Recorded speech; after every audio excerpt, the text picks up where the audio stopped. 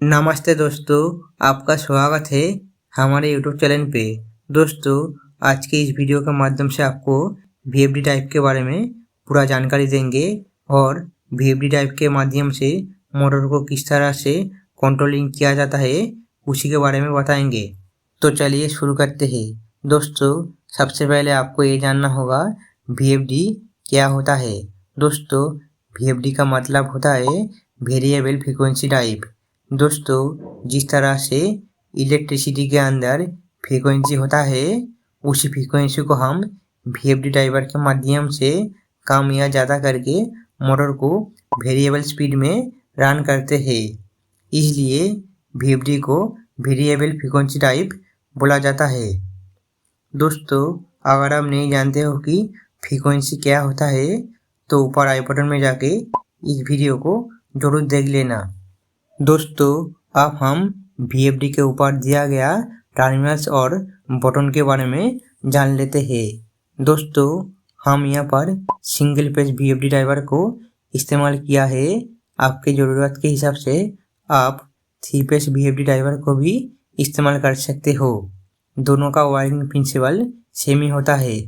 दोस्तों, VFD driver में power supply input करने के लिए वीएफडी के ऊपर लाइन, न्यूट्रल एंड अर्थ वाले टर्मिनल दिया गया है और वीएफडी से आउटपुट लेने के लिए वीएफडी के नीचे UVW वाले टर्मिनल्स दिया गया है।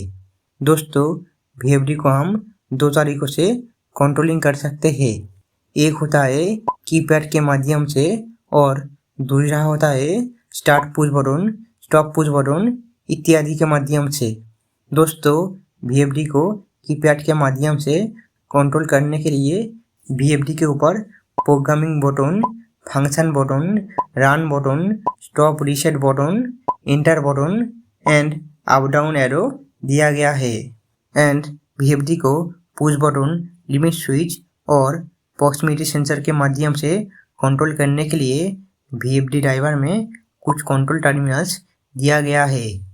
दोस्तों, वीएफडी ड्राइवर को इन सभी टर्मिनल्स के माध्यम से कंट्रोलिंग करने के लिए आप जिस भी कंपनी के वीएफडी ड्राइवर को इस्तेमाल कर रहे हो उसी कंपनी के यूजर मैनुअल के माध्यम से पैरामीटर सेट करके वीएफडी ड्राइवर को उसी यूजर मैनुअल के हिसाब से प्रोग्रामिंग करना होता है। दोस्तों, अब हम वायरिंग के माध्यम से वीएफडी ड्राइवर को समझ लेते हैं। पहले हम पावर वायरिंग करना सीखेंगे। इसके लिए face, neutral and earthing wire को वीएफडी ड्राइवर के लाइन, न्यूट्रल एंड अर्थ वाले टर्मिनल में इनपुट करेंगे और वीएफडी ड्राइवर के UVW वाले आउटपुट टर्मिनल्स को मोटर के साथ कनेक्ट करना होगा। दोस्तों, अगर आप सिंगल पेज वीएफडी ड्राइवर को इस्तेमाल कर रहे हो तो यहाँ पर मोटर में आपको डेल्टा कनेक्शन करना होगा। दोस्तों, अब हम कंट्रोल वायरिंग करना सीखेंगे। इसके लिए आपको वीएफडी ड्राइवर के GND वाले टर्मिनल से एक वायर कनेक्ट करके सिलेक्टर स्विच के एक पॉइंट के साथ कनेक्ट करना होगा। दोस्तों, हम यहाँ पर CNC कंपनी का वीएफडी इस्तेमाल कर रहा हूँ, इसलिए यहाँ पर GND लिखा हुआ है। किसी किसी कंपनी के वीएफडी में GND के जगह पर कॉमन भी लिखा हुआ रह सकता है। दोस्तों, GND और कॉमन का मतलब सेम ही होता है।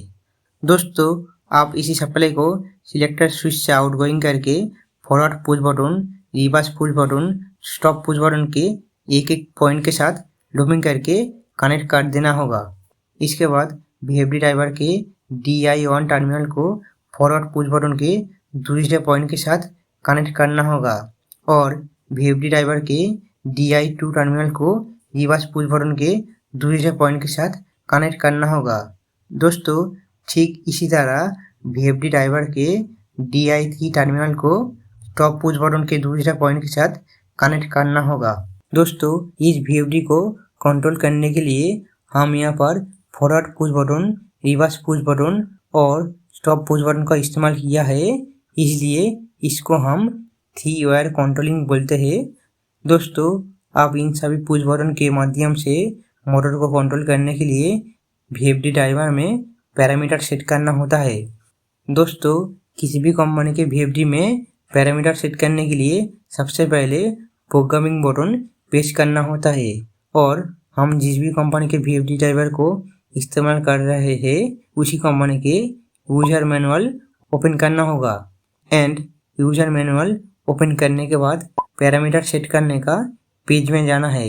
दोस्तों हम यहाँ पर VFD को कंट्रोल करने के लिए तीनों पुश बटन को इस्तेमाल किया है, इसलिए इसी को हम 3 वायर कंट्रोलिंग बोलते हैं। अब हमें पैरामीटर सेट करने का पेज में जाने के बाद 3 वायर कंट्रोलिंग सेक्शन में जाना होगा। इसके बाद forward push button, reverse push button और स्टॉप पुश बटन को VFD के किस वाले टर्मिनल के साथ कनेक्ट किया है उसी के हिसाब से VFD कीपैड में अप डाउन एरो प्रेस करके पैरामीटर नंबरिंग सेट करना होता है। इसके बाद पैरामीटर नंबरिंग सेट करने के बाद इंटर बटन प्रेस करके प्रोग्रामिंग को सेव करना होता है। ठीक इसी तरह दूसरा तीसरा पैरामीटर सेट करने के लिए फिर से प्रोग्रामिंग बटन प्रेस करना होता है एंड इसी प्रोसेस को दोबारा करना होता है। दोस्तों VFD को कंट्रोल करने के लिए हम यहाँ पर तीनों पुश बटन इस्तेमाल किया है। इसके लिए मुझे VFD ड्राइवर में तीनों पैरामीटर सेट करने पड़े। दोस्तों इंडस्ट्री के अंदर आपके रिक्वायरमेंट के हिसाब से VFD को कंट्रोल करने के लिए आप जितना स्विच लगाओगे उसी के हिसाब से आपको भी उतना ही पैरामीटर सेट करना होगा। दोस्तों VFD ड्राइवर में पैरामीटर सेट करना बहुत ही आसान है। जिस तरह से आप मोबाइल में सेटिंग करते हो ठीक उसी तरह से ही VFD ड्राइवर में भी पैरामीटर सेट करना होता है। दोस्तों पैरामीटर सेट करने के बाद VFD ड्राइवर से मोटर को चालू करने के लिए पहले आपको पावर सप्लाई ऑन करना होगा। इसके बाद सिलेक्टर स्विच ऑन करना होगा। दोस्तों मोटर को चालू करने के लिए हम यहाँ पर forward push button and reverse push button का इस्तेमाल किया है, इसलिए आप मोटर को जिस डायरेक्शन में घुमाना चाहते हो उस वाले पुश बटन को प्रेस करना होगा एंड इसके बाद मोटर उसी डायरेक्शन में ही चलेगा। और अगर आप मोटर को स्टॉप करना चाहते हो तो स्टॉप पुश बटन को प्रेस करना होगा।